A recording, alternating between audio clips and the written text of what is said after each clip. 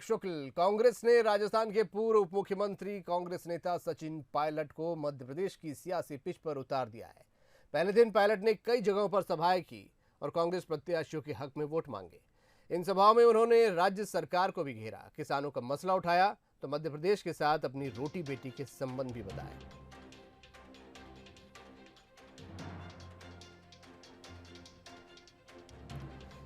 तो सचिन पायलट आज कई जगह चुनावी सभाएं करते नजर आए और कांग्रेस प्रत्याशियों के पक्ष में उन्होंने वोट मांगे हैं। खास तौर पर गुर्जर वोटरों को लुभाने के लिए सचिन पायलट को मैदान में उतारा गया है।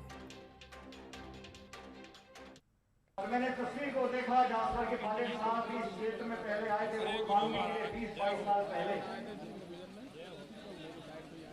मैं राजस्थान से आता हूं, वहां का मैं प्रदेश का अध्यक्ष रहा, सरकार में मैंने काम किया और हमारे जिले दूर नहीं आपके जिलों से। हमारा और मध्य प्रदेश का रोटी बेटी का संबंध है। आज भाग्यराज हमारे बीच में खड़े हैं और इन्होंने तो बोल दिया कि मैं 2 साल के लिए बनने वाला नहीं हूं, तो लंबी तारीख देना चाह रहे हैं। भाई इस बार तो कहा वाले एक बार देखी जाएगी और आपके बीच में बहुत काम किया। ये बेचारा गरीब आदमी 2-3 बार हार चुका है, अब इसको जिता के भोपाल भेजो, अपना कर्तव्य निभाओ। और हम सब सामूहिक रूप से आपसे कहना चाहते हैं, आज संघर्ष किसी एक व्यक्ति का नहीं है, एक नेता का नहीं है। आज संघर्ष सोच का है। ऐसी सोच जो नागपुर में बैठकर केंद्र की सरकार को कठपुतली बनाकर चलाती है। किसानों की आमदनी दुगनी करने की बात करते हैं। अरे चौतरफा मार दिया किसान को। फसल का दाम नहीं, खाद नहीं, बीज नहीं, बिजली नहीं, समर्थन मूल्य खत्म करना चाहते हैं।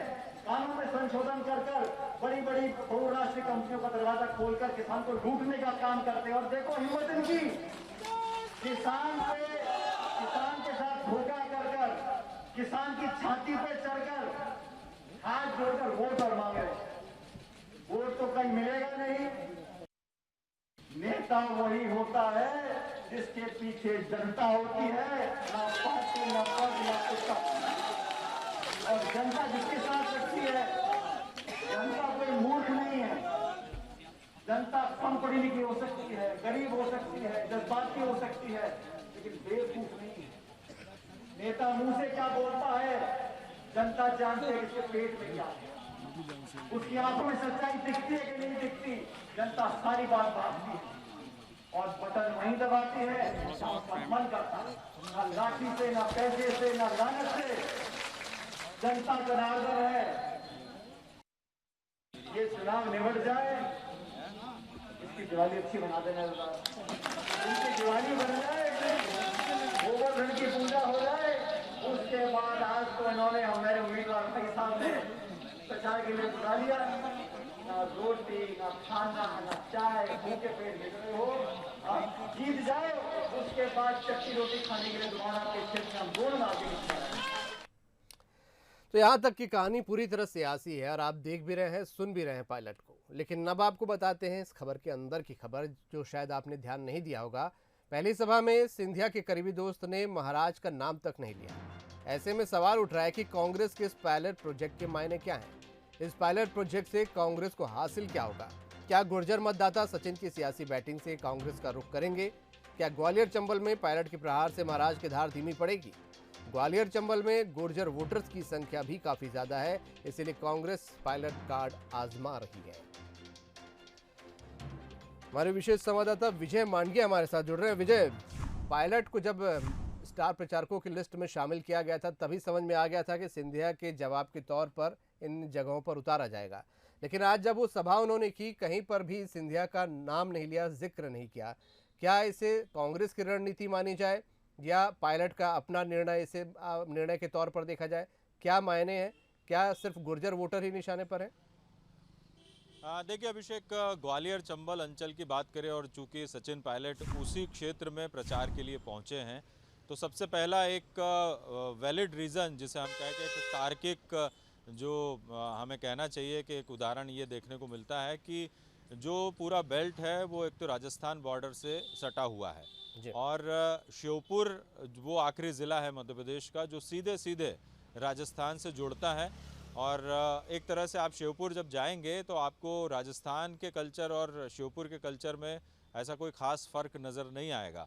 दोनों का जो सांस्कृतिक और रहन सहन सभी कुछ राजस्थान से मिलता जुलता है। और जैसे जैसे हम इस तरफ बढ़ते हैं मुरैना की तरफ, क्योंकि श्योपुर से सटा हुआ ज़िला मुरैना है, उसके बाद भिंड और ये तमाम सारे ज़िले आते हैं, तो राजस्थान का एक जो कल्चर है और राजस्थान बेल्ट से जुड़ा हुआ है ये पूरा क्षेत्र।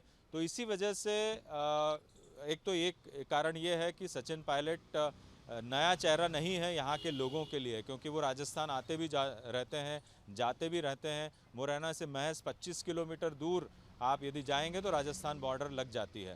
तो एक तो जाना पहचाना चेहरा इस क्षेत्र के लोगों के लिए।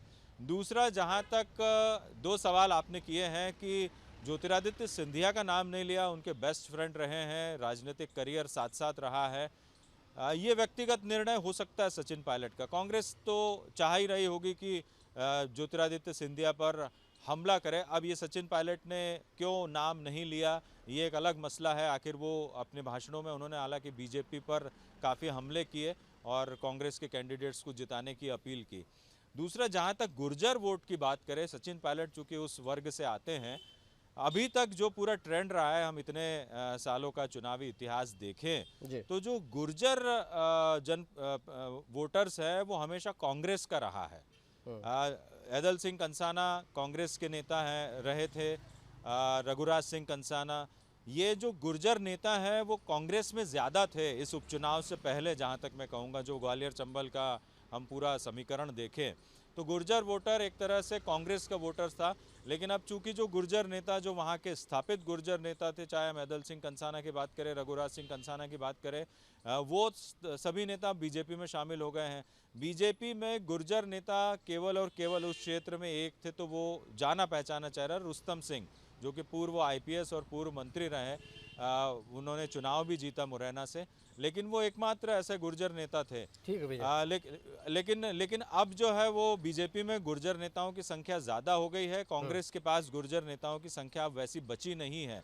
राकेश मावई मुरैना से चुनाव लड़ रहे हैं और मुरैना वो सीट है जहां सबसे ज़्यादा गुर्जर मतदाता है, और उसका असर बाकी सीटों पर भी देखने को मिलता है। जहां जहां उन्होंने सभाएं ली वहां पर भी अच्छी खासी तादाद में गुर्जर वोटर्स है। तो कहीं ना कहीं अपना पलड़ा इस वर्ग में मजबूत करने के लिए और ऊंचा करने के लिए कांग्रेस बिल्कुल, ने ये मकसद सचिन यहाँ पर पायलट को साफ नजर आ बुलाया है। बिल्कुल विजय, बहुत शुक्रिया आपका।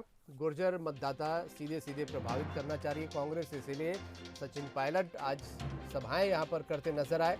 हालांकि सभाओं में सिंधिया का नाम लेने से वो लगातार बचते रहे। बीजेपी पर हमला बोला उन्होंने और सीधे तौर पर अपने उम्मीदवार को जिताने के लिए अपील भी की। गुर्जर वोटर साधने की कांग्रेस की पायलट प्रोजेक्ट इसे कहा जा सकता है।